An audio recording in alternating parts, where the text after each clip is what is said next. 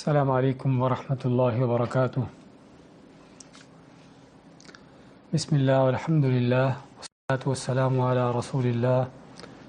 اما بعد۔ آج کا ہمارا درس فقہ العبادات میں نماز کے مسائل کے متعلق جاری تھا، جس میں سابقہ درس میں ہم نے نماز کو ادا کرتے ہوئے صف بندی کے مسائل اور اس سے پہلے سترہ رکھنے کے مسائل کا ذکر کیا تھا، اور مسئلہ نمبر 68 یعنی 68 تک پہنچے تھے۔ آج انشاءاللہ کے فضل اور توفیق سے جماعت کے مسائل سے آغاز کرتے ہیں۔ مسئلہ نمبر 69 سے کہ نماز کے اندر جن چیزوں کی ضرورت ہے اس کا باجماعت اہتمام کیا جانا۔ تو چنانچہ مسئلہ نمبر 59 میں ہے کہ مردوں پر باجماعت نماز ادا کرنا فرض ہے، اور اس فرض ہونے کی دلیل کیا ہے؟ اس کی دلیلیں کئی ایک ہیں، قرآن کریم کی آیات بھی اور نبی کریم صلی اللہ علیہ وسلم کے احادیث بھی۔ اللہ تعالیٰ کا فرمان وَإِذَا كُنْتَ فِيهِمْ فَأَقَمْتَ لَهُمُ الصَّلَاةَ فَلْتَقُمْ طَائِفَةٌ مِّنْهُمْ مَعَكَ۔ اللہ تعالیٰ فرماتا ہے کہ جب آپ ان کے ساتھ ہوں، فَأَقَمْتَ لَهُمُ الصَّلَاةَ، اور ان کے لیے نماز کی اقامت کہو، فَلْتَقُمْ طَائِفَةٌ مِّنْهُمْ مَعَكَ، تو ان میں سے ایک گروہ آپ کے ساتھ کھڑا ہو جائے۔ اور یہ آیت ہے نماز خوف کے یعنی جنگ کی حالت میں جو نماز ہے اس کے ساق و سباق میں، جس سے اس بات کی واضح اور کھلی دلیل ملتی ہے کہ اگر جنگ کی حالت میں اور سفر کی حالت میں نماز کو باجماعت پڑھنے کا حکم دیا گیا ہے، تو اگر آدمی امن و امان کی حالت میں ہے اور مقیم ہے تو اس کی اہمیت اور بھی بڑھ کر ہے۔ یعنی معلوم ہوا کہ اگر جنگ کی حالت میں بھی نماز کو باجماعت پڑھنے کا حکم دیا گیا ہے، جبکہ دشمن کے ساتھ مقابلہ چل رہا ہوتا ہے، تو امن و امان کی حالت میں اور بھی زیادہ تاکید ہے کہ نماز کو باجماعت ادا کیا جائے۔ اور اسی طرح باجماعت نماز کی دلیلوں میں سے رسول کریم صلی اللہ علیہ وسلم کی حدیث جو مسئلہ نمبر 71 میں آ رہی ہے، لَقَدْ هَمَمْتُ أَنْ آمُرَ الْمُؤَذِّنَ فَيُقِيمَ، کہ میں نے اس بات کا پختہ ارادہ کیا ہے کہ مؤذن کو حکم دوں تو اقامت کہے، ثم آمُرَ رَجُلًا يَؤُمُّ النَّاسَ، اور پھر حکم دو کسی آدمی کو کہ وہ لوگوں کو امامت کروائے، جماعت کروائے، ثم آخذ شعلا من نار، اور پھر میں خود آگ کے شعلے لے کر نکلوں، فأحرق أو فأحرق على من لا يخرج إلى الصلاة بعد، کہ جو ابھی تک نماز کے لیے نہیں نکلے ہوتے ان کے گھروں کو جلا دوں۔ یہ صحیح بخاری اور مسلم کی حدیث کہ جس میں نبی کریم صلی اللہ علیہ وسلم نے جو رسول رحمت ہیں، رحمت للعالمین ہیں، انہوں نے اس بات کا ارادہ کیا، فرمایا کہ میرا دل چاہتا ہے کہ نماز کا وقت ہو تو اذان کہلوا دوں، اور پھر اپنی جگہ پر کسی کو امامت کا کہہ کر خود جو ہے میں مدینہ کی گلیوں میں نکلوں۔ اور دوسری روایات میں ہے کہ میرے ساتھ کچھ لوگ ہوں کہ جو لکڑیوں کے گٹھے اٹھائے ہوں، اور ایسے لوگ جو نماز کے وقت بھی گھر میں بیٹھے ہوتے ہیں ان کے گھروں کو جلا دوں۔ کس وجہ سے؟ کہ اس فریضے کو چھوڑنے کی وجہ سے، اس فریضے سے پیچھے رہنے کی وجہ سے۔ اور مسند احمد کی روایت میں ہے کہ رسول کریم صلی اللہ علیہ وسلم نے فرمایا کہ میں اپنا یہ ارادہ ضرور پورا کرتا اگر گھر میں ایسے لوگ نہ ہوتے کہ جن پر نماز فرض نہیں ہے یا باجماعت نماز فرض نہیں ہے، بچے اور عورتیں، کہ جن کا مسجد میں آنا یا جماعت میں شامل ہونا فرض نہیں ہے، اگر وہ نہ ہوتے گھروں میں تو میں اپنا یہ ارادہ ضرور پورا کرتا۔ اور یہ حدیث کوئی شک نہیں کہ اس بات کی دلیل ہے کہ نماز کا باجماعت مردوں کو اس کا اہتمام کرنا ان پر فرض ہے، نہ کہ صرف سنت ہے جس طرح کہ بعض علماء نے یا بعض لوگوں کا کہنا ہے۔ اور اسی طرح ان احادیث میں سے کہ جس میں نماز کا باجماعت فرض ہونے کی تاکید ملتی ہے، ابن عباس کی حدیث ہے کہ جس میں فرماتے ہیں رسول کریم صلی اللہ علیہ وسلم، من سمع النداء فلم یجب فلا صلاۃ لہ الا من عذر، کہ جس آدمی نے اذان سن کر بھی جماعت کے لیے حاضر نہ ہوا تو اس کی اگر عذر نہیں ہے اس کو تو اس کی نماز ہی نہیں ہوگی۔ ابن عباس سے پوچھا گیا کہ عذر کیا ہے؟ انہوں نے فرمایا کہ الخوف او المرض، کہ عذر کا معنی یہ ہے کہ یا تو کوئی جنگ کی حالت ہو، بدامنی کی حالت ہو جس میں آدمی کا گھر سے نکل کر مسجد کو جانا مشکل ہو، یا آدمی بیمار ہو کہ جس بیماری کی حالت میں اس کے لیے مسجد کو جانا ممکن نہ ہو۔ تو حدیث میں ہے کہ اگر کسی کا عذر نہیں ہے اور پھر بھی وہ جماعت میں شامل نہیں ہوتا تو اس کی نماز ہوتی ہی نہیں ہے۔ اور اسی طرح جن احادیث سے نماز کی اہمیت کا اندازہ ہوتا ہے کہ باجماعت اس کو ادا کرنا کس قدر ضروری ہے، صحیح مسلم کی اس حدیث میں کہ جس میں آپ کے پاس ایک نابینا آیا، اور روایات میں ان کا نام ہے عبداللہ ابن ام مکتوم، آپ کے پاس آئے اور آ کے آپ سے اجازت چاہی کہ وہ گھر میں نماز پڑھ لیا کریں۔ تو فرماتے ہیں کہ میرا گھر مسجد سے دور ہے اور مجھے مسجد میں لانے والا بھی کوئی نہیں، اور میں آنکھوں سے اندھا ہوں، اور مسجد اور گھر کے درمیان کا رستہ بھی خطرناک ہے، ان میں موذی جانور ہیں، تو آپ مجھے گھر میں نماز پڑھنے کی اجازت دے دیں۔ تو آپ نے ابتدائی طور پر جب اس کی دیکھی حالت کہ نابینا ہے، گھر اس کا مسجد سے دور ہے، اور اس کو مسجد میں لانے والا بھی کوئی مناسب آدمی اس کے ساتھ نہیں ہوتا، اور رستہ بھی خطرناک ہے، تو آپ نے جب اس کی یہ سارے عذر دیکھے تو آپ نے اس کو گھر میں نماز پڑھنے کی اجازت دے دی۔ لیکن روایات میں ہے کہ جب وہ چلنے لگا تو آپ نے اس کو بلایا اور فرمایا هل تسمع النداء بالصلاة، کیا تم اذان کی آواز سن لیتے ہو؟ یعنی نماز کے لیے جب اذان دی جاتی ہے تو آواز تم سن لیتے ہو؟ تو اس نے کہا نعم، کہ ہاں میں سن لیتا ہوں۔ تو آپ میں کہ فاجب، پھر تمہیں مسجد میں آنا ہوگا، انی لا اجد لک رخصہ، کہ میں تمہارے لیے پھر کوئی رخصت نہیں پاتا، جس طرح کہ ترمذی کی روایت میں اضافہ ہے کہ میں تمہارے لیے تمہیں کوئی اجازت نہیں دے سکتا کہ اگر تم اذان سن سکتے ہو، اذان سن لیتے ہو، پھر تمہیں مسجد میں آنا ہوگا، جس میں اس بات کی واضح اور کھلی دلیل ہے کہ نماز کا معاملہ کس قدر اہم ترین ہے کہ اس کو باجماعت ادا کرنا۔ اسی طرح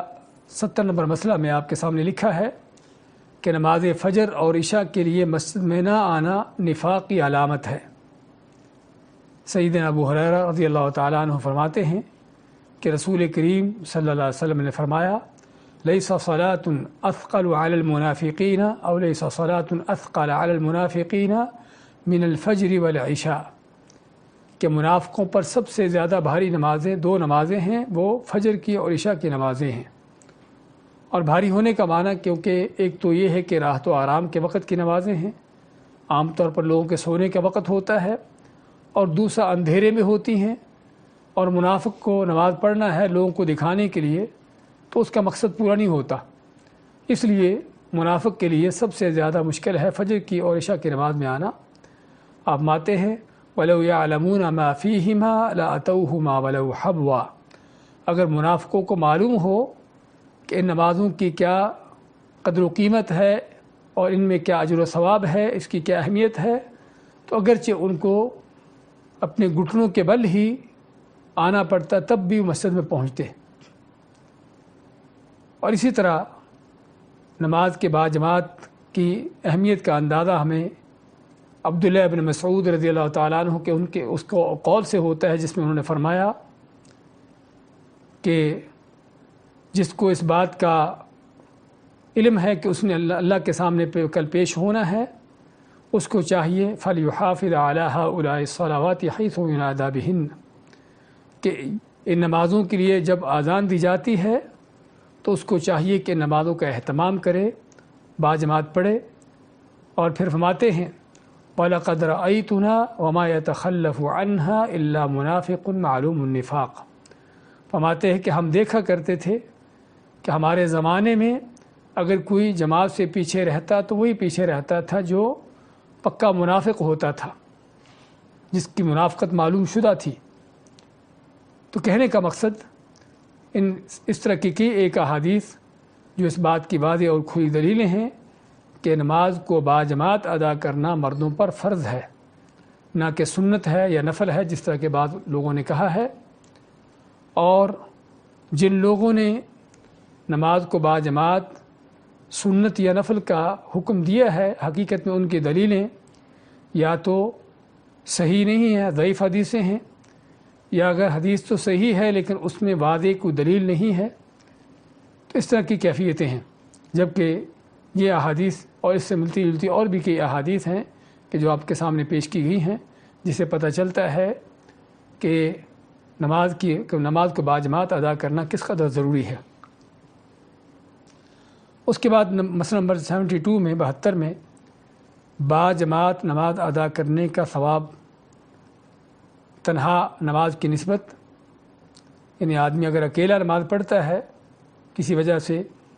نماز میں شامل نہیں ہو سکا، اور ایک آدمی باجماعت پڑھتا ہے، تو دونوں کے نمازوں میں کتنا فرق ہے، اس کے بارے میں نبی کریم صلی اللہ علیہ وسلم نے فرمایا صلاۃ الجماعت افضل من صلاۃ الفرد ب27 درجہ، کہ باجماعت نماز کو ادا کرنا اکیلے آدمی کی نسبت 27 گنا زیادہ بہتر اور افضل ہے۔ ہاں، یہ ان احادیث میں سے ہے جس سے بعض لوگوں نے دلیل لینے کی کوشش کی ہے کہ جماعت فرض نہیں ہے، حالانکہ اس حدیث میں کوئی دلیل نہیں، اس میں آپ نے صرف باجماعت نماز کی فضیلت کو بیان کیا ہے۔ ہاں، اس کی اہمیت کو دوسری احادیثوں میں بیان کر دیا ہے کہ نماز کو باجماعت پڑھنا کس قدر ضروری ہے، لیکن اس حدیث میں صرف مزید جس چیز کا بیان ہے وہ اس کی فضیلت ہے، کہ تاکہ لوگوں کو مزید ترغیب دلائی جائے۔ اس کے بعد مسئلہ نمبر 73 میں 73 میں اگر کسی نے ایک رکعت بھی پا لی تو اس نے جماعت پا لی، یعنی ہم کب جو ہے جماعت کا اجر پا سکتے ہیں اگر لیٹ ہو جاتے ہیں، تو اس کے بارے میں نبی اکرم صلی اللہ علیہ وسلم کا فرمان، جس طرح کہ صحیح بخاری مسلم کی حدیث ہے من ادرک رکعۃ من الصلاۃ فقد ادرک الصلاۃ، جس نے نماز کی ایک رکعت پا لی اس نے پوری نماز پا لی، یعنی اس کو جماعت کا اجر مل گیا۔ لیکن اس سے یہ معلوم ہونا چاہیے کہ ٹھیک ہے اس کو جماعت کا اجر تو ملا ہے، لیکن وہ شخص کہ جو جماعت کے شروع میں ہی امام کے ساتھ تھا، تکبیر اولیٰ سے لے کر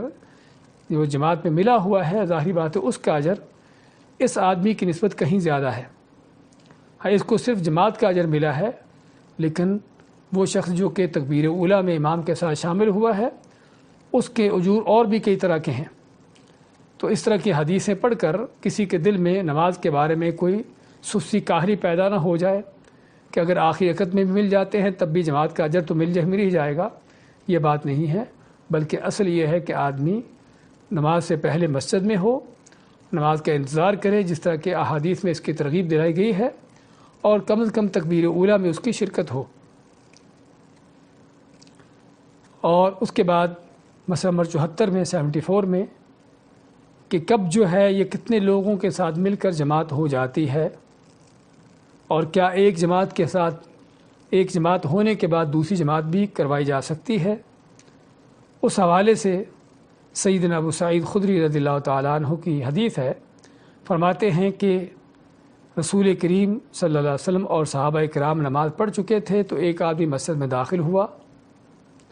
یعنی آپ کی جماعت ختم ہو چکی، تو اس وقت ایک آدمی مسجد میں پہنچا اب وہ اکیلا نماز پڑھنے لگا تو آپ نے فرمایا من یتصدق علی ھذا او علی ذا فیصلی معہ، کون ہے کہ جو اس آدمی پر صدقہ کرے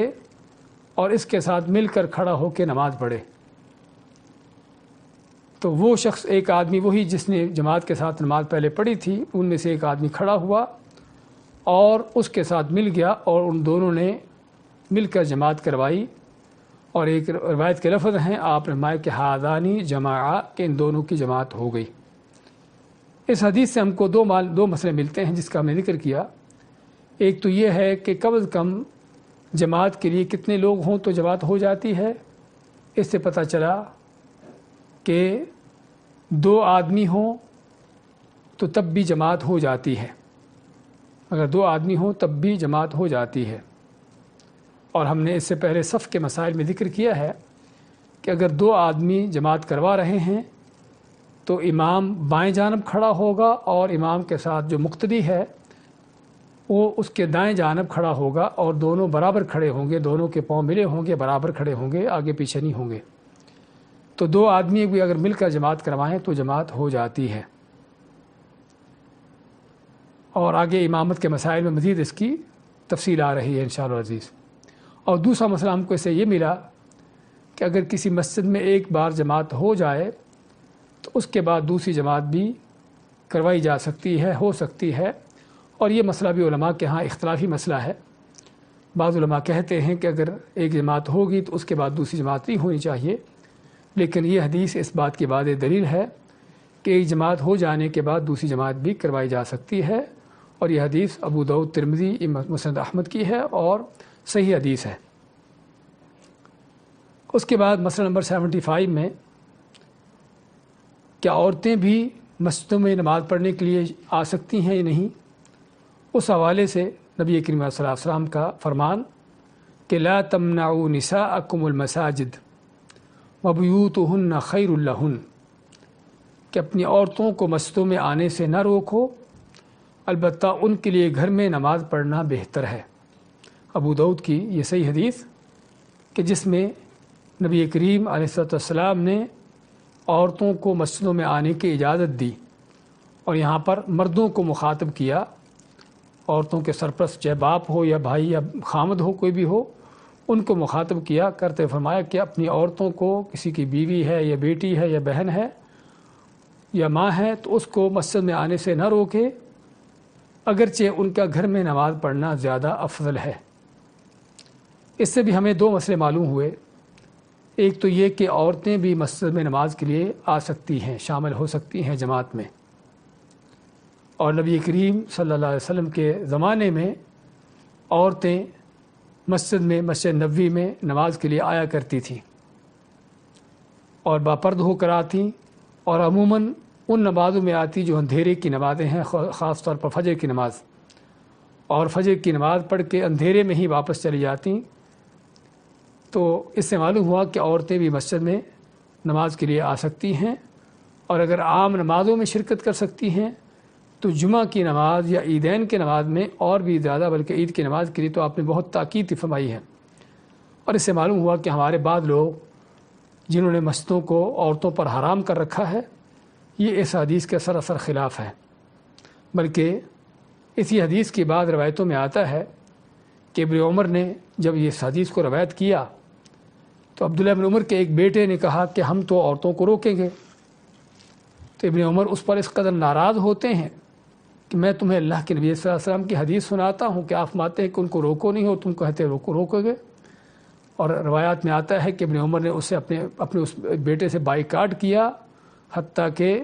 بہت عرصے تک، اور بعض روایتوں میں آتا ہے کہ مرتے دم تک اس سے بات چیت نہ کی، صرف اس وجہ سے کہ اس نے اللہ کے نبی کی سنت کی مخالفت کی ہے، جس سے ہم کو پتہ چلتا ہے کہ صحابہ کرام ان کی کیا کوشش تھی، ان کی کیا یعنی توجہ تھی، اور کیا محبت تھی ان کی سنت کے ساتھ اور سنت پر عمل پیرا ہونے کے لیے۔ تو خیر بات کر رہے تھے کہ اس میں ایک تو یہ مسئلہ ملا کہ عورتیں مسجدوں میں نماز کے لیے آ سکتی ہیں، لیکن اس کے لیے علماء کی شروط ہیں کہ کس طرح کا فتنہ نہ ہو باپرد ہو کر، اور کوئی ایسی چیز نہ ہو کہ جس میں بے حیائی کا معاملہ ہو، اور راستوں میں چلتے ہوئے بھی مردوں سے الگ ان کا چلنا، الگ ان کا رہنا، اور مسجد میں نماز پڑھتے ہوئے مردوں سے الگ تھلگ ہوں، اور اس طرح کی کئی شروط ہیں جن کا ان چیزوں میں خیال کرنا ہوگا۔ اور دوسرا مسئلہ اس میں یہ ملا آپ کا فرمان وَبُيُوتُهُنَّ خَيْرٌ لَهُنَّ کہ ان کے گھر اگر گھر میں نماز پڑھتی ہیں تو ان کا مسجد میں آنے سے زیادہ بہتر ہے کہ گھروں میں نماز پڑھنا، ان کا گھروں میں نماز پڑھنا مسجد میں آنے سے زیادہ بہتر ہے۔ اور اس سے معلوم ہوا کہ عورت کی گھر کی نماز مسجد کی نماز سے بہتر ہے، اور عورت اگر گھر میں ہی نماز پڑھتی ہے چاہے وہ اکیلی بھی ہو جماعت نہ بھی ہو تب بھی اس کو 27 گنا جو مسجد کی نماز ہے اس سے زیادہ اس کو اجر و ثواب مل جاتا ہے۔ اور یہ اللہ کا فضل، اس کا انعام کہ اللہ تعالیٰ جب کسی وجہ سے کسی اپنے بندے کو چاہے وہ مرد ہو یا عورت ہو اس کو کسی چیز سے روکتا ہے یا کسی چیز سے اس کو یعنی کہ اس کا حکم نہیں دیتا، اس پر فرض نہیں کرتا، تو اجر و ثواب کے لحاظ سے اللہ تعالیٰ اس کا پورا اجر بلکہ ممکن ہے کہ کرنے والوں سے زیادہ اس کو اجر دے دیتا ہو۔ اور اسی ضمن میں ام حمید الساعدیہ کی ایک روایت آتی ہے، حدیث آتی ہے، انہوں نے فرمایا کہ میرا دل چاہتا ہے، آپ صلی اللہ علیہ وسلم کو فرماتی ہے کہ میرا دل چاہتا ہے کہ میں آپ کے ساتھ آپ کے پیچھے نماز پڑھا کروں۔ تو کوئی شک نہیں کہ اگر امام جہانوں کے امام نبیوں کے سردار ہوں اور مسجد نبوی کی جگہ ہو تو اس سے بہتر نماز کیا ہو، کون سی ہو سکتی ہے؟ تو آپ صلی اللہ علیہ وسلم نے فرمایا کہ ہاں تمہاری بات بہت اچھی ہے، تمہارا دل واقعی چاہتا ہے، اچھی چیز ہے، لیکن تمہارا آپ نے تفصیلات بیان کرتے ہوئے آخر میں فرمایا کہ تمہارا گھر کے کسی کونے میں جہاں تمہیں کوئی دیکھنے والا نہ ہو وہاں کی نماز سب سے بہتر ہے، وہاں کی نماز سب سے بہتر، یعنی میری امامت سے میری مسجد سے زیادہ بہتر وہ نماز ہے تمہاری کہ جو گھر کے یعنی کہ اپنے محلے کی مسجد میں ہو، اس کے بعد فرمایا کہ اپنے گھر کے اندر ہو اور گھر میں کہ ایسی جگہ پر ہو جہاں تمہیں کوئی دیکھنے والا نہ ہو، کیونکہ اسلام کے اہم ترین مقاصد میں سے ایک مقصد جو ہے وہ یہ ہے کہ عورت کو حتی الامکان نکلنے سے روکنا،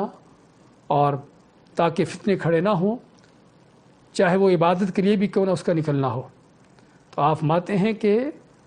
میرے پیچھے مسجد نبوی میں نماز پڑھنے سے زیادہ بہتر افضل تیرے لیے کیا ہے کہ اگر تو گھر میں نماز پڑھتی ہے۔ تو اس سے معلوم ہوا کہ عورتوں کا گھروں میں نماز پڑھنا زیادہ بہتر افضل ہے، لیکن اگر مسجدوں میں آنا چاہے اور کس طرح کا فتنہ نہ ہو تو مسجدوں میں آ سکتی ہیں، ان کو روکا نہیں جا سکتا، اور روکنا جو ہے اللہ کے نبی کی سنت کی مخالفت ہے۔ اس کے بعد مسئلہ نمبر 76 میں مرض اور خوف جیسی مجبوری کی وجہ سے جماعت چھوڑنا جائز ہے۔ اسی طرح غیر معمولی سردی بارش بھی جماعت کے وجوب کو ساقط کر دیتے ہیں، یعنی بعض ایسے حالات ہیں کہ جب نماز کو بعد جماعت چھوڑا جا سکتا ہے، اس میں کئی ایک چیزیں آتی ہیں۔ بعض اوقات آدمی بیمار ہوتا ہے، بیماری کی حالت میں اگر اس کو مسجد میں جانا مشکل ہو تو گھر میں نماز پڑھ سکتا ہے۔ بعض اوقات بد امنی کی کیفیت ہوتی ہے، کوئی جنگ خوف کی اس طرح کی کیفیت ہوتی ہے کہ جس میں آدمی کو اجازت ہے کہ گھر میں نماز پڑھ لے، اور بعض اوقات بہت زیادہ سردی ہو، شدید سردی کہ جس میں آدمی کا نکلنا مسجد میں جانا اس کے لیے نقصان دہ ہو سکتا ہو، یا ایسی بارش ہو کہ جس میں اس کے لیے مشقت ہو مسجد میں جانے میں۔ اور اسی طرح جس طرح کہ آج کل کے حالات سے ہم گزر رہے ہیں کہ وبا اور ایسی کوئی کیفیت ہو کہ جس میں آدمی کا مسجد میں جانا یا گھر سے نکلنا جو ہے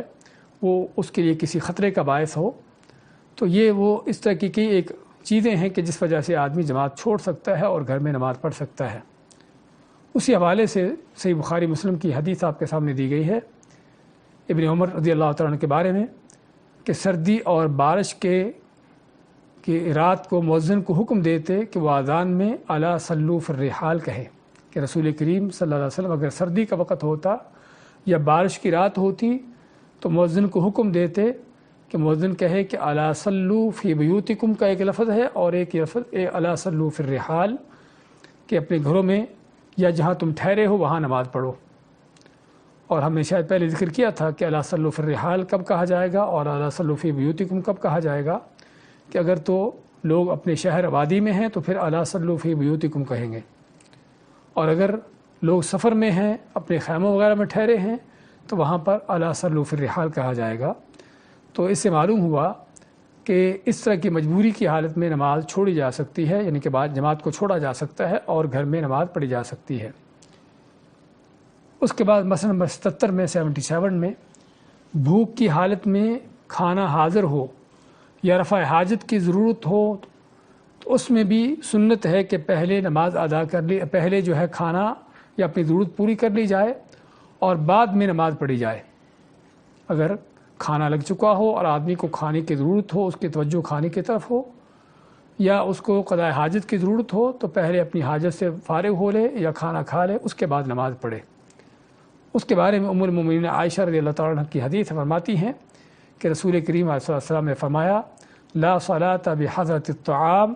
ولا هو يدافعه الاخبثان، کہ دو حالتیں ہیں کہ جس میں نماز نہیں پڑھنا چاہیے، ایک تو جب کھانا لگ چکا ہو اور دوسرا جب آدمی کو قضاء حاجت کی ضرورت ہو۔ تو اس کا معنی کیا ہے کہ آدمی پہلے کھانے سے فارغ ہو لے یا قضاء حاجت سے فارغ ہو لے، کس لیے؟ تاکہ نماز کو تسلی خشوع و خضوع کے ساتھ پڑھا جا سکے۔ اور اگر ہم کھانے کی یا قضاء حاجت کی وجہ سے نماز کو لیٹ کر سکتے ہیں اور پہلے اس سے فارغ ہونا ضروری ہے، تو اس کا معنی یہ ہے کہ آدمی کو اور بھی ایسی چیزیں کہ جس وجہ سے نماز کی طرف اس کی توجہ نہ رہے، ایسی چیزوں کو پہلے کر لینا چاہیے نماز سے پہلے ان سے فارغ ہو جائے تاکہ نماز کو پوری تسلی اور توجہ کے ساتھ ادا کر سکیں۔ اس کے بعد 78 میں نماز باجماعت کی حکمتیں کیا ہے؟ اس کی بہت ساری حکمتیں ہیں۔ اس میں سب سے پہلے تو اللہ تعالیٰ کے حکم کی بجاوری ہے کہ جس میں اللہ تعالیٰ نے حکم دیا ہے، جو ہم نے آیت پڑھی ہے وَإِذَا كُنْتَ فِيهِمْ فَأَقَمْتَ لَهُمُ الصَّلَاةَ فَلْتَقُمْ طَائِفَةٌ مِّنْهُمْ مَعَكَ، کہ جب آپ نماز کا وقت ہو اور اقامت کا ہو تو ان میں سے ایک گروہ آپ کے ساتھ کھڑا ہو، اور اللہ تعالیٰ کا فرمان فَارْكَعُوا مَعَ الرَّاكِعِينَ، رکوع کرنے والوں کے ساتھ رکوع کرو، اور اس طرح کی ایک آیات کہ جس میں اللہ نے نماز کو باجماعت پڑھنے کا حکم دیا ہے۔ اسی طرح اس میں درجات کی بلندی ہے، جس طرح ہم حدیثوں میں پڑھ آئے ہیں کہ باجماعت نماز جو ہے وہ 27 گنا زیادہ افضل اور بہتر ہے اس نماز کی نسبت جو اکیلے آدمی کی ہو۔ منافقت سے برات ہے، جس طرح کہ ابن مسعود کی قول ہم نے ذکر کیا، اور اس طرح آپ صلی اللہ علیہ وسلم کی حدیث بھی ہے کہ منافقوں پر جو نماز ہے یا دو نمازوں میں شرکت کرنا بہت بھاری ہے۔ اور اسی طرح مسلمانوں سے تعارف اور تالیف قلبی اور غمگساری اور ایک دوسرے کے حالات معلوم کرنا، اور یہ ساری چیزیں، اور آج کل جب کہ مسجدیں بند ہیں اور مسجدوں میں جا کر باجماعت نماز پڑھنے سے محروم ہیں، تو واقعی ہی ان چیزوں کا احساس ہو رہا ہے کہ اللہ نے جماعت کے اندر کیا کیا حکمتیں اور کیا کیا فائدے رکھے ہیں، کہ لوگوں سے ملنا، تعارف کرنا، ایک دوسرے کے حالات کو جاننا اور ایک دوسرے کے خوشی غمی میں شریک ہونا، اور یہ ساری چیزیں کہ جو اس عظیم عبادت کے پیچھے اس اللہ تعالیٰ کے مقاصد ہیں۔ تو ضرورت ہے ہم کو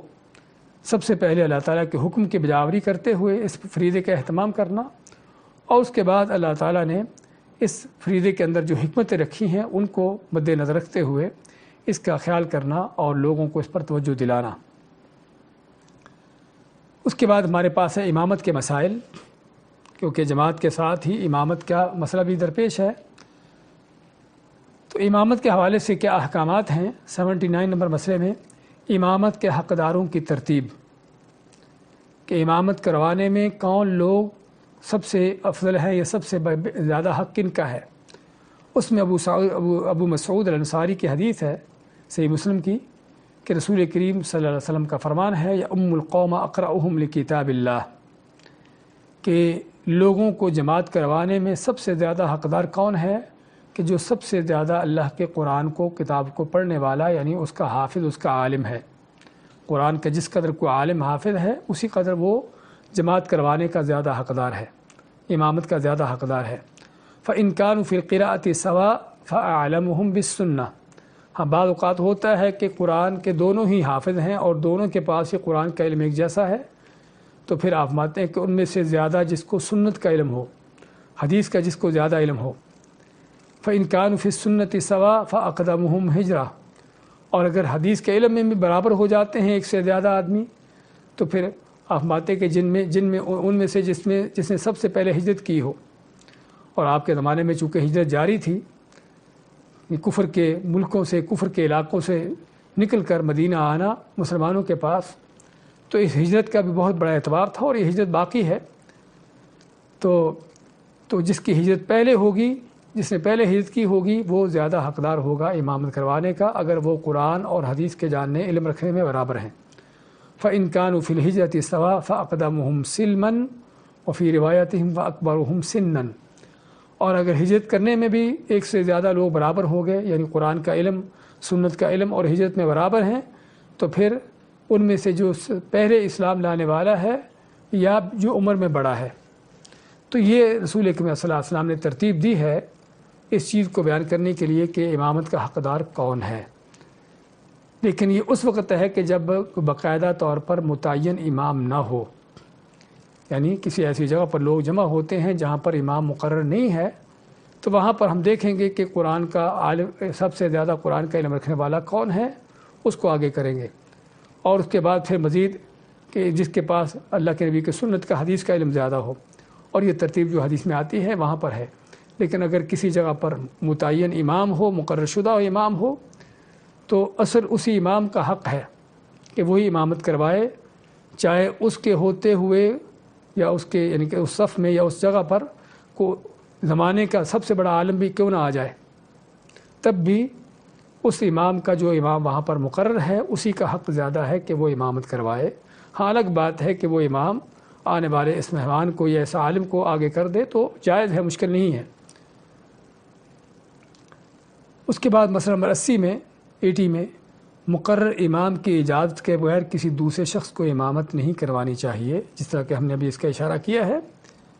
کہ سابقہ حدیث میں مزید یہ بھی ایک روایت ہے، حدیث کے آخر میں مزید جو الفاظ ملتے ہیں وہ کیا ہیں؟ آپ صلی اللہ علیہ وسلم کا فرمان، وَلَا يَؤُمَّنَّ الرَّجُلُ فِي سُلْطَانِهِ وَلَا يَقْعُدَ فِي بَيْتِهِ عَلَى تَكْرُمَتِهِ إِلَّا بِإِذْنِهِ، کہ مقرر امام کے جگہ پر کوئی دوسرا شخص بلا اجازت امامت نہ کروائے۔ سلطان سے مراد یہاں پر علماء نے مقررہ امام بھی لیا ہے، اور سلطان سے مراد یعنی جہاں پر کسی کی سلطنت، کسی کا حکم ہو، یعنی وہاں کا حکمران ہو، وہاں کا وہ یعنی کہ سردار ہو یا وہاں کا ذمہ دار شخص ہو، تو اس کا حق زیادہ ہے۔ یعنی اگرچہ وہاں پر متعین امام ہو بھی، تب بھی فرض کرو وہاں وقت کا حکمران آ جاتا ہے یا گورنر آ جاتا ہے، اور وہ اہل علم میں سے ہے، جس کے پاس علم ہے، تو اس کا حق زیادہ ہے کہ وہ وہاں پر امامت کروائے۔ جس طرح کہ نبی کریم صلی اللہ علیہ وسلم جہاں بھی جاتے، اگرچہ وہاں پر امام مقرر ہوتے، تب بھی آپ ہی صلی اللہ علیہ وسلم جماعت کرواتے۔ تو اسی طرح سے اگر وقت کا حکمران کسی جگہ پر جاتا ہے تو وہاں وہی زیادہ حقدار ہے امامت کروانے کا، لیکن اگر یہ نہیں تو اصل یہ ہے کہ جو امام وہاں کا مقرر ہے اسی کو حق ہے کہ وہ امامت کروائے۔ اسی طرح فرماتے ہیں آپ، وَلَا يَقْعُدَ فِي بَيْتِهِ عَلَى تَكْرُمَتِهِ إِلَّا بِإِذْنِهِ، اور نہ ہی کسی شخص کو اس بات کی اجازت ہے کہ کسی کے گھر میں جا کر اس کی اجازت کے بغیر اس کی مسند پر بیٹھ جائے، یعنی گھر والے کی کوئی خاص جگہ بیٹھنے کی، تو آنے والا مہمان اس کی جگہ لے لے سوائے اس کی اجازت کے۔ ہاں گھر والا خود اس کو بٹھا دے تو ٹھیک ہے، لیکن آدمی کو خود اس طرح کی چیز نہیں کرنا چاہیے۔ تو خیر اس میں ہمیں کیا معلوم ہوا کہ اصل اگر کہیں پر امام مقرر ہے تو اسی کا حق ہے امامت کروانے کا، چاہے اس سے زیادہ علم رکھنے والا آدمی آ بھی جاتا ہے تب بھی امام ہی وہاں پر امامت کروائے گا، سوائے کہ اگر وہ امام جو ہے خود اس کو اجازت دے دے، اس کو آگے کر دے۔ مسئلہ نمبر 81 میں 81 میں عورت کے علاوہ ہر وہ شخص امامت کروا سکتا ہے جس کی اپنی نماز صحیح ہو۔ ذرا غور سے دیکھیے اس مسئلے کو کہ یہاں پر ہم ابھی یہ دیکھ رہے ہیں کہ کس کے پیچھے نماز پڑھیں تو نماز ہو جائے گی، یا کس کی امامت صحیح ہے۔ تو اس کے بارے میں ذکر کیا ہے کہ عورت کے علاوہ ہر وہ شخص امامت کروا سکتا ہے جس کی اپنی نماز صحیح ہو۔ کیا معنی؟ اگر وہ شخص نماز پڑھتا ہے، اس کی اپنی نماز صحیح ہوگی شرعی طور پر، تو اس کے پیچھے جماعت بھی ہو جائے گی، وہ امامت بھی کروا سکتا ہے، سوائے عورت کے۔ عورت اگر نماز پڑھتی ہے، نماز اس کی صحیح ہوگی، لیکن اسے مردوں کی امامت کروانے کی اجازت نہیں ہے۔ تو اس میں کون کون ہے ہم نے اس کا ذکر کیا ہے۔ ممیز بچہ، ممیز کے معنی وہ بچہ جو سمجھدار ہو، سمجھ بوجھ رکھتا ہو، 7-8 سال کا، 6-7 سال کا، کہ اگرچہ بچہ ہے لیکن وہ امامت کروا سکتا، اس کی دلیل ابھی آگے آ رہی ہے اس طرح مسافر بھی وہ امامت کروا سکتا ہے. متیمم یعنی جس نے تیمم کیا ہے وہ ان لوگوں کو جماعت کروا سکتا ہے جنہوں نے وضو کیا ہو. متنفل یعنی نفل پڑھنے والا ان کو جماعت کروا سکتا ہے جو پیچھے فرض پڑھنے والے ہیں. اس طرح فاسق و فاجر شخص کو آدمی فاسق ہے، کافر نہ ہو، مشرک نہ ہو. فاسق ہونے کا معنی کسی کبیرہ گناہ کا مرتکب ہے، گناہ گار آدمی ہے، لیکن ہے وہ اسلام کے دائرے میں، اسلام سے خارج نہیں ہے، تو ایسے شخص کے پیچھے بھی نماز پڑھی جا سکتی ہے. اسی طرح فروعی مسائل میں مخالف، یعنی بعض اوقات ہم دیکھتے ہیں کہ بہت سے مسائل میں علماء کے اختلافات ہوتے ہیں، یعنی کہ کوئی رفع دین کرتا ہے، کوئی نہیں کرتا. تو فرض کرو اگر امام جو ہے رفع دین نہیں کرتا تو کیا اس کے پیچھے نماز ہو جائے گی؟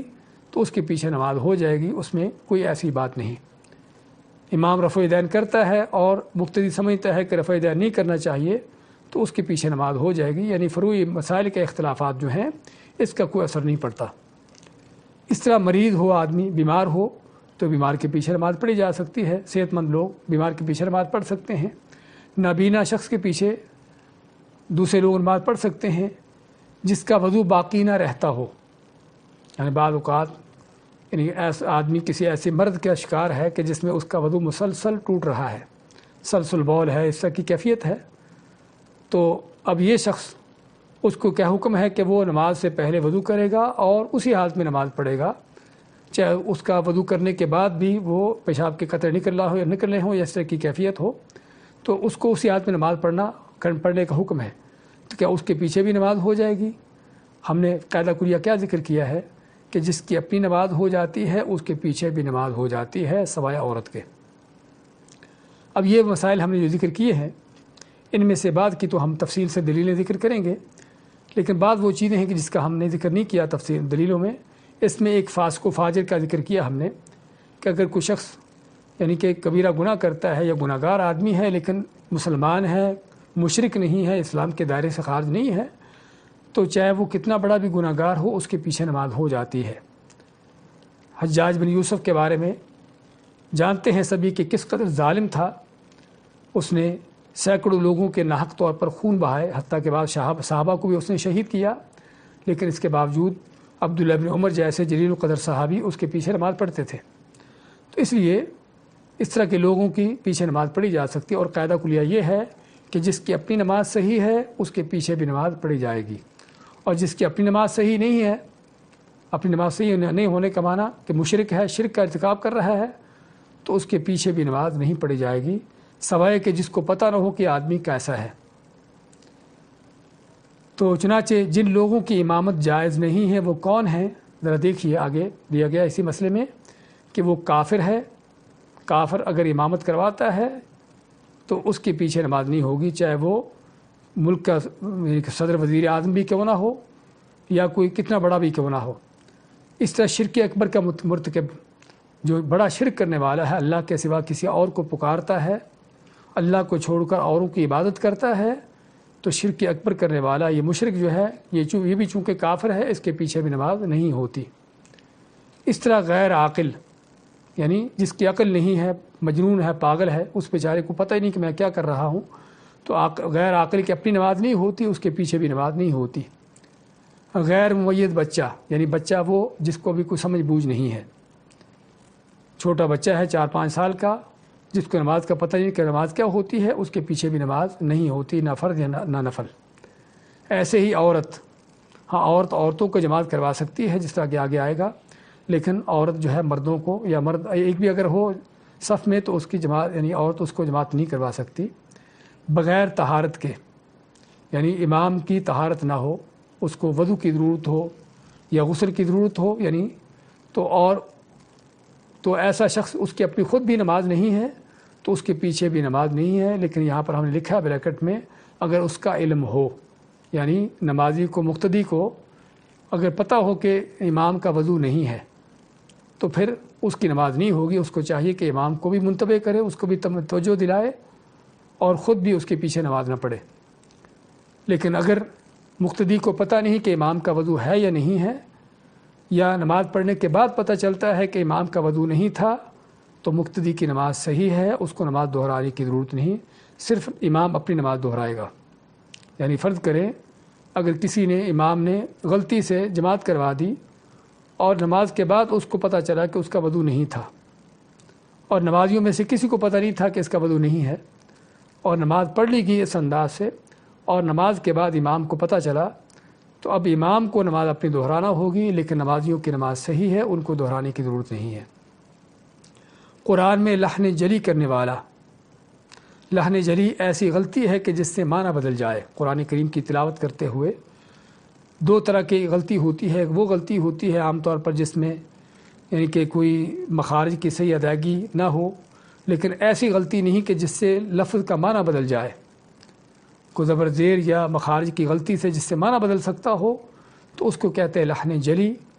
کہ بڑی غلطی کہ جس سے اگر معنی بدل سکتا ہو تو ایسے شخص کی خود بھی نماز نہیں اور اس کے پیچھے بھی نماز نہیں ہوتی۔ یعنی کہنے کا مقصد کہ ایسے شخص کو امام نہیں بنانا چاہیے کہ جو قرآن کو صحیح نہ پڑھ سکتا ہو۔ تو یہ وہ لوگ ہیں جن کے پیچھے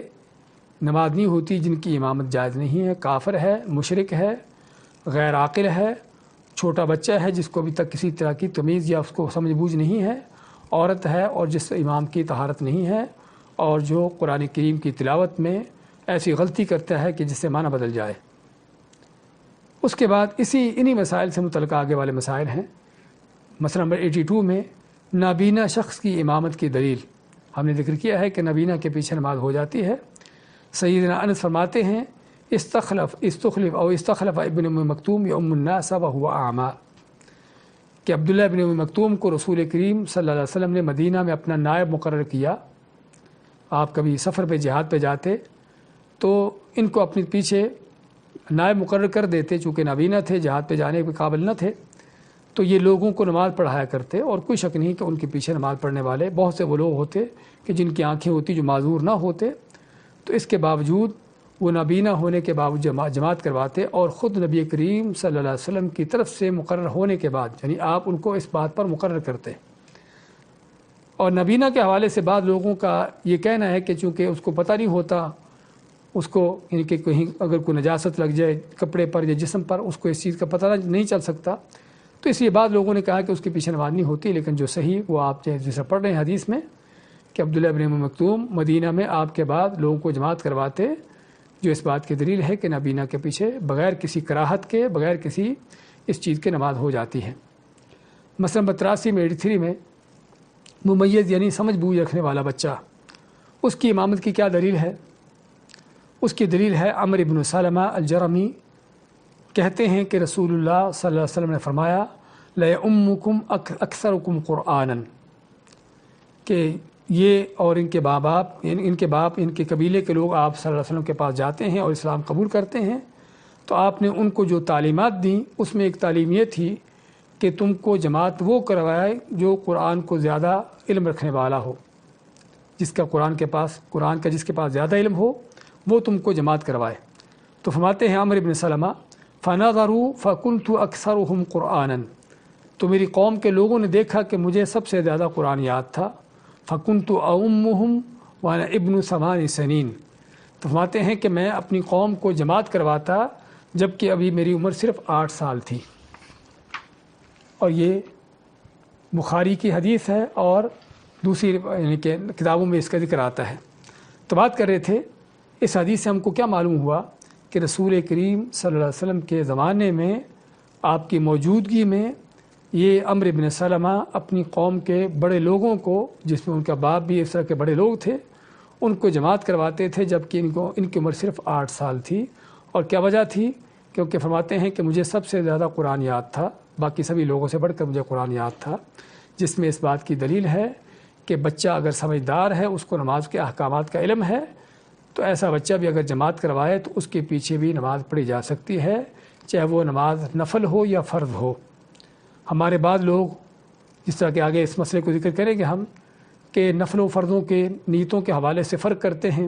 کہ اگر امام کی نماز نفل ہے تو اس کے پیچھے فرض نہیں پڑے جاتے، لیکن یہ حدیث اس بات کی واضح اور کھلی دلیل ہے کہ بچے کی نماز نفل ہوتی ہے، کیونکہ بچہ جب تک بالغ نہیں ہو جاتا اس پر نماز فرض نہیں ہے، تو بچے کی نماز نفل ہے۔ لیکن اس کی نفل نماز کے پیچھے پڑھنے والے کون ہیں؟ کہ جو فرض پڑھنے والے ہیں، اور یہ ساری چیزیں نبی کریم صلی اللہ علیہ وسلم کی موجودگی میں آپ کے سامنے آپ کے علم کے باوجود یہ چیزیں ہو رہی تھیں، اور اگر یہ چیز منع ہوتی، ناجائز ہوتی، تو آپ اس چیز کو روکتے اور اس بچے کو امامت کروانے سے روکتے۔ تو اس سے معلوم ہوا کہ بچہ اگر سمجھدار ہے، نماز کے احکامات کو اس کو علم ہے، 7-8 سال کا یا 8-9 سال کا، تو ایسا بچہ بھی جماعت کروا سکتا ہے۔ یعنی امام کے لیے بالغ ہونا شرط نہیں، نہ کسی حدیث میں ہے، بلکہ یہ حدیث ان چیزوں کے خلاف ہے۔ آگے مسئلہ نمبر 84 میں 84 نمبر میں مسافر بھی مقیم کی امامت کروا سکتا ہے۔ ہم نے ذکر کیا ہے کہ مسافر بھی امامت کروا سکتا ہے۔ اس کی دلیل کیا ہے؟ اس کی دلیل عمران بن حسین رضی اللہ تعالیٰ عنہ کی حدیث ہے۔ فرماتے ہیں کہ رسول کریم صلی اللہ علیہ وسلم ہمیشہ سفر میں گھر واپس آنے تک نماز قصر ادا آپ صلی اللہ علیہ وسلم نے ہمیشہ سفر میں نماز کو قصر کر کے ادا کیا۔ آپ جب گھر سے نکلتے سفر پہ تو جب تک گھر واپس نہ آتے آپ کی نماز ہمیشہ قصر ہوتی، یعنی 4 کے بجائے 2 رکعتیں پڑھتے۔ تو فتح مکہ کے موقع پر آپ صلی اللہ علیہ وسلم 18 دن تک مکہ میں ٹھہرے رہے اور مغرب کے سوا لوگوں کو 2 رکعتیں پڑھاتے رہے۔ فجر کی تو ویسے ہی 2 رکعتیں ہیں، اور ظہر کی، عصر کی اور عشاء کی جو 4 رکعتیں ہوتی ہیں اس کو بھی آپ 2 کر کے پڑھاتے رہے، اور خود سلام پھیرنے کے بعد لوگوں سے فرماتے یا اہل البلد صلوا 4 فإنا قوم سفر، کیا مکہ والو، یعنی اس شہر کے رہنے والو، تم لوگ 4 رکعتیں پوری کرو کیونکہ ہم مسافر لوگ ہیں۔ تو آپ صلی اللہ علیہ وسلم مسافر ہونے کے باوجود ان لوگوں کو جماعت کرواتے کہ جو وہاں کے مقیم تھے، جس سے معلوم ہوا اگرچہ اس حدیث میں کسی حد تک ضعف ہے، لیکن صحابہ اکرام کے ایک نہیں بلکہ کئی ایک آثار ملتے ہیں کہ جس میں اس کی تائید ہے۔ اسی میں ابن عمر رضی اللہ تعالیٰ عنہ کی صحیح حدیث ہے کہ جب مکہ میں آتے اور امامت کرواتے تو کہتے یا اہل مکہ اتموا صلاتکم فإنا قوم سفر۔ تو ابن عمر بھی مکہ آتے، حالانکہ ابن عمر مدینہ میں رہتے تھے، لیکن جب کبھی مکہ آتے تو لوگوں کو جماعت کرواتے اور کہتے کہ تم مکہ والے اپنی جماعت کو پوری کرو کیونکہ ہم مسافر ہیں۔ اور بلکہ ان کے بعض علماء نے اس مسئلے پر اجماع نقل کیا ہے کہ علماء امت کا اجماع ہے کہ مسافر مقیم لوگوں کو جماعت کروا سکتا ہے، جس طرح کہ ابن قدامہ رحمۃ اللہ علیہ نے کہ اپنی کتاب المغنی میں اس اجماع کا نقل کیا ہے کہ اس مسئلے پر امت کے علماء کا اجماع ہے کہ مسافر مقیم لوگوں کو جماعت کروا سکتا ہے، لیکن مقیم اگر مسافر کے پیچھے نماز پڑھتے ہیں تو ان کو اپنی نماز مکمل پوری پڑھنا ہوگی۔ اس کے بعد 85 میں 85 نمبر مسئلہ میں امامت میں نیابت اور اس کا طریقہ۔ ہاں، بعض اوقات امام کے ساتھ کوئی ایسا مسئلہ درپیش ہوتا ہے کہ جس وجہ سے اس کو نماز چھوڑنا پڑتی ہے، کہ وضو ٹوٹ جائے یا کوئی اور ایسی مجبوری پیش آئے۔ عمر فاروق رضی اللہ تعالیٰ عنہ کو فجر کی نماز کے دوران ان پر حملہ کیا گیا اور وہ زخمی ہو کر گر پڑے، تو عبد الرحمن بن عوف رضی اللہ تعالیٰ عنہ آگے بڑھے اور انہوں نے لوگوں کی نماز کو مکمل کروایا، یعنی عمر فاروق جہاں تک پہنچے ہوئے تھے وہیں سے آگے انہوں نے نماز کو مکمل کروایا۔ تو کہنے کا مقصد امام کو کسی بھی مجبوری کی وجہ سے نماز چھوڑنا پڑ سکتی ہے، بیمار ہو سکتا ہے، وضو ٹوٹ سکتا ہے، کوئی ایسی چیز ہو سکتی ہے، تو اس کے لیے پھر کیا ہے؟ اس کے لیے 3 حالتیں ہیں کہ یا تو امام خود ہی اپنے پیچھے کسی مقتدی کو زبان سے بول کر یا ہاتھ سے پکڑ کر آگے کر دے کہ جو لوگوں کی نماز کو مکمل کروائے۔ امام خود ہی اپنے پیچھے جو کھڑے لوگ ہیں ان میں سے کسی کو آگے کر دے، یا زبان سے کہہ کر بول کر کہہ دے کہ فلاں آگے ہو جا، یا اپنے ہاتھ سے پکڑ کر کسی کو آگے کر دے۔ تو پہلی حالت تو یہ ہے، اور اسی لیے نبی کریم صلی اللہ علیہ وسلم نے فرمایا کہ امام کے پیچھے، میرے پیچھے جو ہے ایسے لوگ کھڑے ہوں جو بڑی عمر کے ہوں اور سمجھدار ہوں، تاکہ اس طرح کی کیفیت میں وہ امامت کے فرائض کو ادا کر سکیں۔ تو پہلی حالت یہ ہے کہ امام خود ہی کسی کو آگے کر دے، اور بعض اوقات ممکن ہے کہ امام کو اس بات کا خیال نہ رہے، یا امام کسی کو آگے کرنے کے قابل نہ رہے، بیمار ہو گیا، اس کو یعنی کہ اس کی ہمت جواب دے گی یا اس طرح کی کیفیت ہوئی، تو پھر جو ہے پھر نمازیوں میں سے ہی، مقتدیوں میں سے خود ہی جو شخص اپنے آپ کو اس بات کا اہل سمجھتا ہو، جو امام کے قریب ہو، اس کو چاہیے کہ آگے بڑھے اور لوگوں کی نماز مکمل کروا دے، جس طرح کہ ہم نے ذکر کیا تھا کہ عمر فاروق کی شہادت کے موقع پر عبد الرحمن بن عوف نے آگے بڑھ کر نماز مکمل کروائی۔ اور تیسری حالت کیا ہے کہ اگر امام نہ خود کسی کو آگے کرتا ہے اور نہ مقتدی کوئی آگے بڑھتا ہے نماز مکمل کروانے کے لیے، اب لوگ کیا کریں گے؟ پھر اس حالت میں علماء مانتے ہیں کہ پھر اگر کوئی بھی آگے نہیں بڑھتا امامت کو کروانے کے لیے، ان کی نماز مکمل کروانے کے لیے، تو پھر لوگ جو ہیں اپنے اپنے طور پر اپنی نماز مکمل کر لیں گے، پھر لوگ اپنے اپنے طور پر اپنی نماز مکمل کریں گے۔ تو یہ 3 حالتیں ہیں کہ اگر امام کا وضو ٹوٹ جاتا ہے، امام کو کسی وجہ سے نماز چھوڑنا پڑتی ہے، تو اس کو اپنی جگہ پر کسی کی نیابت کرنا چاہیے، اس کو اپنی جگہ پر کسی کو کھڑا کرنا چاہیے۔ اگر وہ نہیں کرتا تو مقتدیوں میں سے خود ہی کو آگے بڑھ کر اس کی جگہ پر کھڑا ہو اور لوگوں کو نماز مکمل کروائے، اور اگر کوئی بھی آگے نہیں بڑھتا تو پھر لوگ اپنے اپنے طور پر نماز اپنی مکمل کر لیں گے، یعنی جہاں تک پہنچے تھے وہ آگے نماز کو وہیں سے مکمل کریں گے، ان کو نماز دوبارہ شروع کرنے کی ضرورت نہیں ہے۔ اس کے بعد مسئلہ نمبر 86 ہے 86 میں، عورت صرف عورتوں کو امامت کروا سکتی ہے، عورت صرف عورتوں کی امامت کروا سکتی ہے۔ اس کی دلیل کیا ہے؟ ام ورقہ رضی اللہ تعالی عنہ سے روایت ہے کہ نبی کریم صلی اللہ علیہ وسلم نے انہیں اپنے گھر والوں کی امامت کا حکم دیا، یا ام ورقہ ایک صحابیہ ہیں، تو آپ صلی اللہ علیہ وسلم نے اس عورت کو اپنے گھر میں جو عورتیں تھیں ان کو امامت کروانے کا حکم دیا کہ اپنے گھر میں جماعت کروایا کریں عورتوں کے ساتھ، اور ایسی حالت میں عورتوں کی امام ان کی پہلی صف کے درمیان کھڑی ہوگی، جس طرح کہ ام المومنین عائشہ رضی اللہ تعالیٰ عنہ سے ثابت ہے۔ عطا ابن ابی رباح فرماتے ہیں کہ عائشہ رضی اللہ تعالیٰ عنہ اذان اور اقامت کہتیں اور عورتوں کے درمیان کھڑے ہو کر انہیں جماعت کرواتی۔ سنن البیہقی کی یہ صحیح حدیث ہے۔ تو کہنے کا مقصد کہ عورت جو ہے عورتوں کو جماعت کروا سکتی ہے جہاں پر کوئی مرد نہ ہو، حتیٰ کہ بچہ بھی کوئی مرد نہ ہو، بچہ بھی ہے تو بھی عورتوں کے پیچھے نماز نہیں پڑھے گا، تو عورت صرف عورتوں کو جماعت کروا سکتی ہے، گھر میں ہو یا کسی اور جگہ پر ہو۔ تو اس میں یہ ہے کہ عورت جو ہے امام کی طرح، مردوں کے امام کی طرح آگے نہیں کھڑی ہوگی، بلکہ عورتوں کے امام جو ہے پہلی صف میں درمیان میں کھڑی ہوگی۔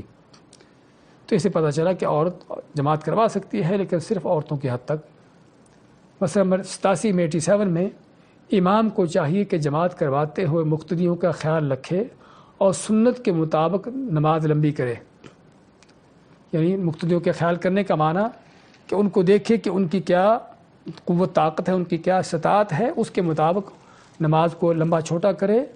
اور لمبا چھوٹا کرنے کے حوالے سے قاعدہ کلیہ کیا ہے، اس کا ضابطہ کیا ہے؟ اس کا ضابطہ ہے نبی کریم صلی اللہ علیہ وسلم کی سنت۔ اس حوالے سے سیدنا ابو ہریرہ رضی اللہ تعالیٰ عنہ کی حدیث ہے کہ رسول کریم صلی اللہ علیہ وسلم نے فرمایا، اذا صلی احدکم للناس فلیخفف، کہ جب تم میں سے کوئی لوگوں کو جماعت کروائے تو کیا کرے کہ نماز میں تخفیف کرے، نماز کو ہلکا کرے۔ فإن فيهم الضعيف والسقيم وذا الحاجة، کیونکہ فإن فيهم الضعيف کہ لوگوں میں کمزور بھی ہیں، کوئی کمزور ہیں، کوئی سقیم بیمار ہوگا، وذا الحاجة اور کوئی ایسا شخص بھی ہو سکتا ہے کہ جس کو فوری طور پر کوئی کام ہو، اس کو جلدی نکلنا ہو۔ وإذا صلى أحدكم لنفسه فليطول ما شاء، اور جب تم اپنے لیے خود اپنے اکیلے نماز پڑھتے ہو تو پھر جتنی لمبی کرنا چاہتے ہو کرو، یعنی لوگوں کو نماز کرواتے ہوئے، جماعت کرواتے ہوئے لوگوں کی معاملات کا خیال کرنا چاہیے۔ لیکن یہ خیال کرنے کا ضابطہ کیا ہے، نماز کو کتنا تخفیف کرنا ہے، کتنا ہلکا کرنا ہے، اس کے بارے میں سیدنا انس رضی اللہ تعالیٰ عنہ فرماتے ہیں، ما صلیت خلف امام قط اخف صلاة ولا اتم من رسول اللہ صلی اللہ علیہ وسلم، کہ میں نے رسول کریم علیہ السلام کے علاوہ کسی اور امام کے پیچھے نہ نماز کو اتنا زیادہ ہلکا اور نہ نماز کو اتنا زیادہ مکمل پڑھا ہے، یعنی آپ کی نماز تخفیف بھی ہوتی، خفیف ہلکی بھی ہوتی، لیکن مکمل ہوتی۔ تو اس لیے ہم بات کر رہے ہیں کہ جو تخفیف کا یا نماز کو ہلکا کرنے کا ضابطہ قاعدہ کلیہ ہے، وہ لوگوں کی خواہشات نہیں ہیں، نمازیوں کے ان کے خواہشات نہیں ہیں، بلکہ اس میں نبی کریم علیہ السلام کی سنت کیا ہے اس کو دیکھنا ہوگا۔ اور آپ کی سنت کے حوالے سے ہم دیکھتے ہیں کہ آپ کی کون سی نمازوں میں تلاوت لمبی ہوتی تھی اور کون سی نمازوں میں آپ کی تلاوت مختصر ہوتی تھی۔ تو یہ وہ آپ کی نماز ہے جو ہمارے لیے اس طرح کے مسائل پر قاعدہ کلیہ ہے کہ ہم دیکھیں کہ آپ کی جو نماز ہے اسی کے مطابق ہماری بھی نمازیں ہوں، تلاوت آپ نے کتنی لمبی کی ہے اسی حوالے سے ہماری تلاوت بھی لمبی ہو، نہ کہ لوگوں کی خواہشات کو دیکھا جائے کہ لوگ کیا چاہتے ہیں۔ لوگ تو چاہیں گے کہ آپ صرف 2 لفظ پڑھیں اور رکوع میں چلے جائیں۔ تو علی کل حال نماز کی تخفیف کرنے کا حکم ہے، لیکن تخفیف کا قاعدہ کلیہ ضابطہ وہ آپ صلی اللہ علیہ وسلم کی سنت ہے، نہ کہ اپنی مرضی اور اپنی منمانیاں ہیں۔ اس کے بعد مسئلہ نمبر 88 میں امام اور مقتدی کی نیت میں اتفاق ہونا ضروری نہیں ہے۔ یہ بہت اہم مسئلہ ہے جس میں ہمارے بہت سے لوگوں کا اختلافات ہوتے ہیں کہ کیا ضروری ہے کہ امام اور مقتدی دونوں کی نیت ایک ہو، اور جو لوگ کہتے ہیں کہ دونوں کی نیت ایک ہونا ضروری ہے، ہمارے پاس آگے 90 نمبر مسئلہ میں ایک حدیث آ رہی ہے کہ رسول کریم صلی اللہ علیہ وسلم نے فرمایا انما جعل الامام لیؤتم بہ، کہ امام کو اس لیے مقرر کیا جاتا ہے تاکہ اس کی اقتداء کی جائے، اس کی پیروی کی جائے۔ فَإِذَا رَكَعَ فَارْكَعُوا وَإِذَا رَفَعَ فَارْفَعُوا، جب وہ رکوع کرے تو تم بھی رکوع کرو، جب وہ کھڑا ہوتا ہے تو تم بھی کھڑے ہو جاؤ۔ وَإِذَا صَلَّى جَالِسًا فَصَلُّوا جُلُوسًا، جب وہ بیٹھ کے نماز پڑھتا ہے تو تم بھی بیٹھ کے نماز پڑھو۔ اس حدیث کو بعض لوگوں نے لے کر حتیٰ کہ ریتوں پر بھی اسے داخل کر دیا، حالانکہ اس حدیث میں ہم جس طرح ظاہر طور پر دیکھ رہے ہیں کہ ظاہری اعمال کا ذکر ہے، ظاہری اعمال کا ذکر ہے کہ رکوع کرتا ہے تو رکوع کرو، کھڑا ہوتا ہے تو کھڑے ہو جاؤ، بیٹھتا ہے بیٹھ کے نماز پڑھتا ہے تو تم بھی بیٹھ کر پڑھو، نہ کہ نیتوں کا ذکر ہے۔ اسی لیے امام ابن حزم رحمۃ اللہ علیہ کہ جو کہ 5ویں صدی ہجری کے بہت بڑے علامہ تھے، بہت بڑے امام گزرے ہیں، ان کا فرمان ہے کہ قرآن و سنت یا اجماع و قیاس میں کوئی ایسی دلیل نہیں کہ امام و مقتدی کی نیت میں اتفاق ہو، کہ امام اور مقتدی کی نیت میں اتفاق ہونا نہ تو قرآن سے اس کی کوئی دلیل ہے اور نہ کوئی حدیث میں اس کی کوئی دلیل ہے، اور نہ ہی امت کے علماء کا کوئی اس پر اجماع یا کوئی قیاس ہے۔ تو چنانچہ اس کا معنی یہ ہوا کہ اگر ایک فرض ادا کرنے والا ہے تو اس کے پیچھے دوسرا فرض ادا کیا جا سکتا ہے، یعنی اگر امام فرض کرو عصر کی نماز پڑھا رہا ہے، اس کے پیچھے آپ ظہر کی نماز پڑھ سکتے ہیں، اور نفل یا سنت ادا کرنے والے کے پیچھے فرض ادا کیے جا سکتے ہیں۔ ابھی رمضان آ رہا ہے اور رمضان میں عموماً بعض اوقات لوگ عشاء کی نماز سے لیٹ ہو جاتے ہیں، مسجد میں پہنچتے ہیں تو تراویح پڑھی جا رہی ہوتی ہے، تو اب تراویح چونکہ نفل ہے، سنت ہے، تو کیا اس کے پیچھے نماز فرض پڑھ سکتے ہیں؟ ہاں، اس کے پیچھے فرض پڑھے جا سکتے ہیں، کیونکہ امام اور مقتدی کی نیتوں کا اختلاف ہونا اس کی کوئی دلیل نہیں ہے، یعنی اس کا منع ہونا کوئی دلیل نہیں، اور بلکہ اس کی دلیل اس کے برعکس ہے۔ اور اب برعکس دلیل کیا ہے؟ جو صحیح بخاری و مسلم کی حدیث ہے، کان معاذ یصلی مع النبی صلی اللہ علیہ وسلم ثم یأتی قومہ فیصلی بہم تلک الصلاۃ، کہ معاذ ابن جبل رضی اللہ تعالیٰ عنہ رسول کریم صلی اللہ علیہ وسلم کے پیچھے نماز پڑھتے، اور پھر اپنی قوم قبیلے کا جو مدینہ کے ایک طرف تھے ان کے پاس جاتے اور وہی نماز ان کو جا کر پڑھاتے، جو نماز انہوں نے آپ کے پیچھے پڑھی ہوتی تھی وہی نماز اپنی قوم قبیلے کو جا کر پڑھاتے۔ اور یہ رسول کریم صلی اللہ علیہ وسلم کے علم میں تھا، آپ کی موجودگی میں آپ کے سامنے یہ چیز ہو رہی تھی، اور اگر یہ ایسا کرنا غلط ہوتا، ناجائز ہوتا، تو ناممکن تھا کہ رسول کریم صلی اللہ علیہ وسلم کو حضرت معاذ کو اس انداز سے نماز پڑھانے کے لیے ان کو چھوڑے رکھتے، ان کو ضرور منع کر دیتے۔ تو اس بات کی دلیل ہے کہ اگر چونکہ حضرت معاذ کی پہلی نماز جو آپ کے پیچھے پڑھتے تھے فرض ہوتی تھی، اور اسی نماز کو جب دوبارہ دہرایا جاتا ہے تو نفل کے طور پر دہرایا جاتا ہے، تو حضرت معاذ کی نماز نفل ہوتی تھی اور ان کے پیچھے پڑھنے والوں کی نماز فرض ہوتی تھی۔ تو کہنے کا مقصد اس حدیث سے پتہ چلا کہ نفل پڑھنے والے کے پیچھے فرض پڑھے جا سکتے ہیں، اور اسی لیے ہم نے بچے کے حوالے سے بھی ذکر کیا تھا کہ بعض لوگوں کا جو بچوں کے حوالے سے اعتراض ہے کہ بچہ جماعت نہیں کروا سکتا چونکہ اس کی نماز نفل ہے، تو اس حدیث سے پتہ چلا کہ اگرچہ بچے کی نماز نفل ہے لیکن بچہ سمجھدار ہے، نماز کے احکام جانتا ہے، سمجھتا ہے، بوجھتا ہے، تو اس کے پیچھے نماز ہو جاتی ہے اگرچہ اس کی نماز نفل ہوگی۔ تو علی کل حال اس مسئلے کو بیان کرنے کا مقصد کہ امام اور مقتدی کی نیت کا ایک ہونا ضروری نہیں ہے۔ امام اگر عصر کی پڑھا رہا ہے آپ اس کے پیچھے ظہر کی پڑھ سکتے ہیں اگر آپ کی ظہر کی نماز چھوٹی ہوئی ہے، اور امام اگر کوئی نفل نماز پڑھ رہا ہے تو آپ اس کے ساتھ اس کے پیچھے فرض نماز پڑھ سکتے ہیں۔ احادیث کی روح سے یہی ملتا ہے۔ اس کے بعد مسئلہ نمبر 89 میں جس شخص نے نماز شروع کرتے ہوئے امامت کی نیت نہ کی ہو وہ نماز کے دوران امامت کی نیت کر سکتا ہے، اور اس کی اقتداء کرنا جائز ہے۔ یعنی آپ آتے ہیں مسجد میں، آدمی کو نماز پڑھ رہا ہے اکیلا کھڑا، اب ظاہری بات ہے جب اس نے نماز شروع کی تھی اس اکیلے آدمی نے تو اس نے کوئی امامت کی نیت تو نہیں کی ہوگی، اس نے اکیلے نماز پڑھنے کا ارادہ کیا ہوگا، تو آپ کو اجازت ہے کہ آپ اس آدمی کے ساتھ مل کر کھڑے ہو جائیں، اور اس آدمی کو جو پہلے سے نماز پڑھ رہا تھا اس کے لیے چاہیے کہ وہ اپنے آپ کو امام بنا لے، امامت کی نیت کر لے، اور تکبیرات کو اونچی آواز سے کہنا شروع کر دے، اور اگر رات کی نمازیں ہیں مغرب عشاء کی یا فجر کی تو تلاوت جو ہے بلند آواز سے کرنا شروع کر دے، یعنی باقاعدہ طور پر جس طرح امام ہوتا ہے وہ اس طرح سے امام بن جائے۔ اگر ایک آدمی اس کے ساتھ کھڑا ہوتا ہے تو برابر کھڑا ہو جائے، اور اگر ایک سے زیادہ لوگ آتے ہیں تو امام آگے ہو جائے اور یہ پیچھے کھڑے ہو جائے، یا یہ لوگ امام کے پیچھے جگہ ہے تو اس کے پیچھے کھڑے ہو کر صف بنا لیں۔ تو کہنے کا مقصد ہے کہ اس سے معلوم کیا ہوا کہ امامت کے لیے ضروری نہیں کہ امام نے شروع سے ہی تکبیر کہتے ہوئے نیت کی ہو تو امامت ہوگی، بلکہ امام نماز کے دوران بھی امامت کی نیت کر سکتا ہے۔ اس کی دلیل ہمارے پاس ایک نہیں بلکہ کئی ایک احادیث ہیں، جس میں سے ایک حدیث کا ذکر کیا گیا ہے تو جو حضرت جابر بن عبداللہ کی حدیث ہے۔ فرماتے ہیں کہ رسول اللہ صلی اللہ علیہ وسلم نماز پڑھ رہے تھے اور میں آیا اور آپ کے بائیں جانب کھڑا ہو گیا، تو آپ نے میرا ہاتھ پکڑ کر پیچھے سے پھیر کر مجھے اپنے دائیں جانب کھڑا کیا، کیونکہ امام بائیں جانب کھڑا ہوتا ہے اگر دو آدمی ہیں تو، اور مقتدی جو ہے اس کو دائیں جانب کھڑا ہونا چاہیے۔ تو آپ یہاں پر حضرت جابر آپ صلی اللہ علیہ وسلم کی نماز شروع کرنے کے بعد آپ کے ساتھ آ کے ملے ہیں۔ اسی طرح کی احادیث ابن عباس سے، ابن مسعود سے، حذیفہ بن الیمان سے اور مختلف طرح کے صحابہ سے ملتی ہیں کہ انہوں نے رسول کریم صلی اللہ علیہ وسلم کے ساتھ مل کر نماز پڑھی، لیکن آپ کی نماز شروع ہونے کے بعد۔ تو اس سے معلوم ہوا کہ امامت کے اگر کسی نے نیت نہ کی ہو تو اس کے ساتھ آپ کے کھڑے ہو جائیں تو اس کو چاہیے کہ امام بن جائے اور نماز کے دوران ہی امامت کی نیت کر سکتا ہے۔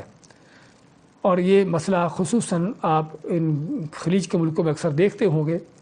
کہ آپ مسجد میں جاتے ہیں یا آپ مسجد میں نماز پڑھ رہے ہیں، سنتے پڑھ رہے ہیں فرض کرو، تو پیچھے سے کوئی آدمی آتا ہے اور آپ کے ساتھ آ کے مل جاتا ہے، تو آپ کو چاہیے چاہے آپ سنتے بھی پڑھ رہے ہوں تب بھی آپ امامت کی نیت کر لیں اور بلند آواز سے تکبیرات کہتے جائیں، آپ اپنی سنتیں مکمل کر لیں جو آپ پڑھنا چاہتے ہیں، اور اس نے جو اپنے فرض پڑھنے ہیں وہ آپ کے ساتھ مل کر وہ فرض پڑھ سکتا ہے۔ تو یہ چیزیں جائز ہیں۔ مسئلہ نمبر 90 میں مقتدی کو امام کے ظاہری اعمال میں مطابقت کرنا ضروری ہے، جس کا بھی ہم نے ذکر کیا ہے اس حدیث کا پہلے، کہ ام المؤمنین عائشہ رضی اللہ تعالیٰ عنہ فرماتی ہیں کہ رسول کریم صلی اللہ علیہ وسلم نے فرمایا انما جعل الامام لیؤتم بہ، کہ امام کو صرف اسی لیے مقرر کیا گیا ہے تاکہ اس کی اقتداء کی جائے، اس کی پیروی کی جائے۔ فَإِذَا رَكَعَ فَارْكَعُوا، لیکن پیروی کس چیز میں کرنے کا حکم دیا گیا ہے؟ جس طرح ہم نے پہلے ذکر کیا ہے کہ وہ ظاہری اعمال ہیں، کہ اگر امام رکوع میں جاتا ہے تو تم بھی رکوع میں جاؤ، یہ نہیں کہ امام تو رکوع میں ہو اور تم کھڑے ہو یا سجدہ میں ہو، یہ ایسی مخالفت جائز نہیں ہے۔ وَإِذَا رَفَعَ فَارْفَعُوا، اور جب امام رکوع سے کھڑا ہو جاتا ہے، سر اٹھا لیتا ہے تو تم بھی اپنا سر اٹھاؤ، کھڑے ہو جاؤ۔ وَإِذَا صَلَّى جَالِسًا فَصَلُّوا جُلُوسًا، اور اگر امام بیٹھ کر نماز پڑھاتا ہے تو تم بھی اس کے پیچھے بیٹھ کر نماز پڑھو، اور یہ مسئلہ ہے جو بہت سے لوگوں کے لیے ایک عجیب مسئلہ ہوگا کہ امام اگر بیٹھ کر نماز پڑھتا ہے اور میں تو صحت مند ہوں، صحیح سلامت ہوں، تو میں بھی کیا اس کے پیچھے بیٹھ کر نماز پڑھوں؟ اس لیے آگے 91 نمبر مسئلہ میں اس کی وضاحت آ رہی ہے کہ مرد کی وجہ سے بیٹھ کر امامت کروانے والے کے پیچھے مقتدی کو یہ حکم ہے کہ امام کے پیچھے بیٹھ کر مرد کی وجہ سے بیٹھ کر امامت کرانے والے کے پیچھے مقتدی کو یہ حکم ہے کہ اگر امام بیٹھ کر نماز شروع کرے تو اس حالت میں مقتدی کو بھی اس کے پیچھے بیٹھ کر نماز پڑھنا چاہیے، جس طرح کہ صاحب کا حدیث میں ہے۔ یعنی اگر امام کھڑے ہونے کے قابل نہ تھا، اس نے نماز کو شروع ہی بیٹھ کر کیا ہے، تو پھر مقتدی بھی اس کے پیچھے بیٹھ کر ہی نماز پڑھیں گے، جس طرح کہ صحیح بخاری مسلم کی صاحب کا حدیث ہم نے پڑھی ہے۔ اور اس حدیث کا بیک گراؤنڈ کیا ہے